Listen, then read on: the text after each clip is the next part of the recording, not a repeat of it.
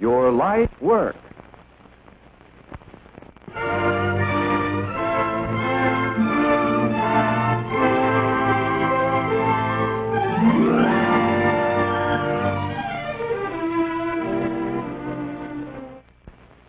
The art contributed more to man's progress than any other art.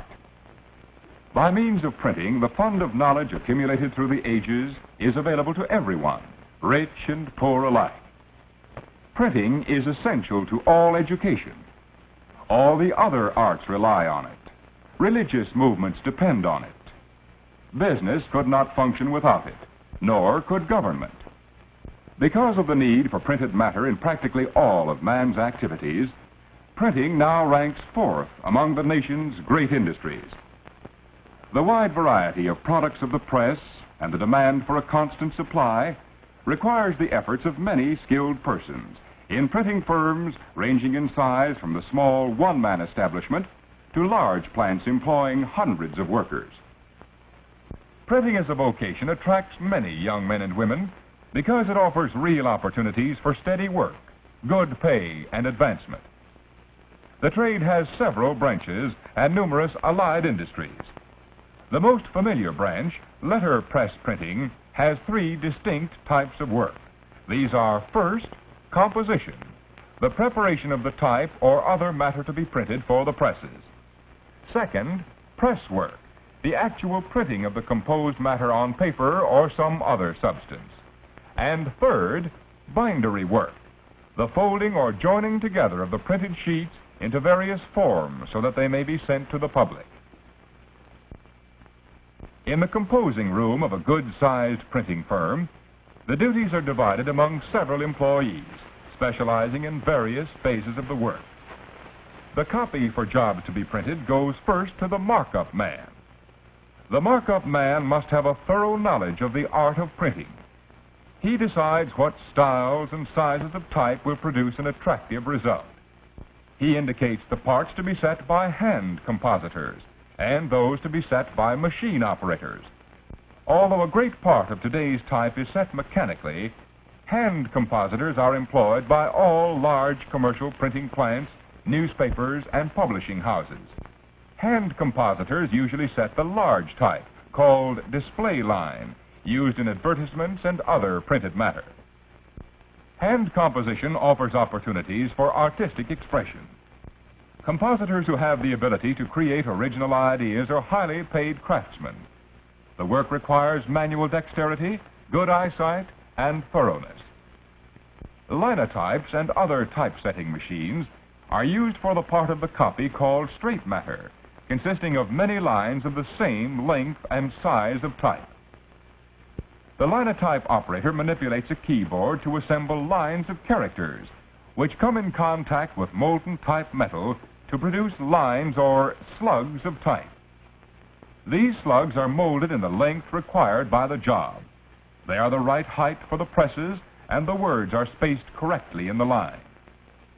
Linotype operators must work speedily and accurately, and be efficient in spelling, punctuation, word division, and printer's arithmetic.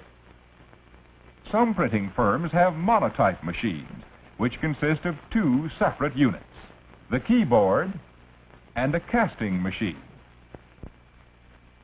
When the monotype keyboard operator presses the keys, punches driven by compressed air perforate a paper ribbon at the top of the machine. When the operator finishes, the ribbon is removed and placed in the casting machine. The perforated paper controls the movements of the machine, causing it to produce individual type characters set in properly spaced lines. There are other kinds of typesetting machines, but the monotype and linotype are typical examples. When a page of type has been set either by machine or by hand, it is placed in a small proof press and printed on a large piece of paper. This leaves wide margins around the type where the proofreader indicates mistakes to be corrected. It is the proofreader's responsibility to find all errors in spelling, punctuation, and typography. Large plants employ persons, usually women, who do nothing but proofread. But in some shops, this job may be done by the foreman or head operator. After mistakes have been corrected, all the type and engraved plates for a single page must be assembled. In large printing firms, this work is done by specialists called makeup men. In the lockup department, workers called stone men assemble many pages of type into single forms. But there are several different ways in which the matter to be printed is prepared for the presses. It all depends on the kind of press to be used. Platen presses are used on small jobs, such as letterheads or handbills. Some of these presses are hand-fed. On other small job presses, an ingenious device feeds the paper automatically. There are automatic cylinder presses for long runs of small work. In offset presses, the matter to be printed is first impressed from a zinc plate to a special rubber roller, then transferred to the paper. And for printing magazines, books, and newspapers, there are immense high-speed rotary presses which, printing both sides of the paper in one operation, turn out thousands of folded copies per hour. But no matter what kind of press is used, a pressman must be a skilled, conscientious worker. He is in charge of expensive machinery and materials, and the quality of the work produced depends on his ability. Before a job can be printed, the pressman must make ready, that is, compensate for inequalities of pressure of the paper against the plate. This is done by building up portions of the impression surface with thin pieces of paper cut to the proper shape so that the pressure is equalized. A pressman must know how to adjust his press to all kinds of paper and secure mechanical accuracy throughout. He must have an eye for intensity of color and see that the inking is uniform at all times. And pressmen should be able to supervise assistants, for in many plants, an experienced man may be responsible for the proper functioning of several presses operated by apprentices. The printing trades acquire most of their new workers through apprenticeship, or training on the job. Some vocational schools offer training which can be taken during apprenticeship or previous to it.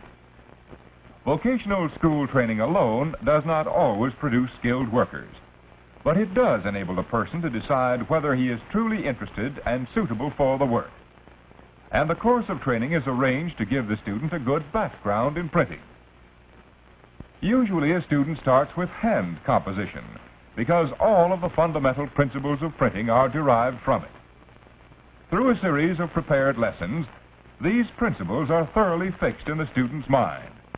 The lessons include instruction in spelling, word division, proofreading, punctuation, and printer's arithmetic. After completing the hand composition course, a student is eligible for work in the press room. Here he begins his study on a small hand-fed job press. After mastering it, he is advanced to the small automatic presses. But there is a great deal to be learned before a student can assume the responsibility of operating the large cylinder presses. Above all, he must thoroughly understand the mechanism. Thus, press work is particularly fitted for young men who like to work with machinery. Students studying to become linotype operators must have mechanical knowledge too, but here the emphasis is on speed and accuracy. Usually, anyone who has mastered the typewriter can learn to operate the linotype keyboard, but he must also learn composition. A student who successfully completes the course of study in some phase of printing at a vocational school is prepared to enter the printing industry on a basis leading to worthwhile remuneration. The chances of securing employment are normally good, for there are thousands of large printing establishments in the country and many small shops and newspapers. And work in the printing trade is not seasonal. It goes on the year round, regardless of sunshine or rain. Working conditions are generally satisfactory as to housing, hygiene, and hours.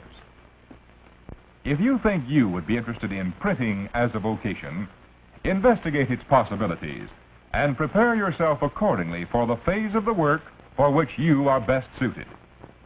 The printing industry needs young men and women in its composing rooms where thoughts and ideas are fashioned into type. It needs mechanically minded young men in its press rooms to operate the intricate machinery. It is a growing industry, high on the list of those offering stability of wages and employment, a high proportion of salaried positions, and real opportunities for advancement. Perhaps you will find a place for your tastes and talents in printing, a vocation offering splendid possibilities for your life work.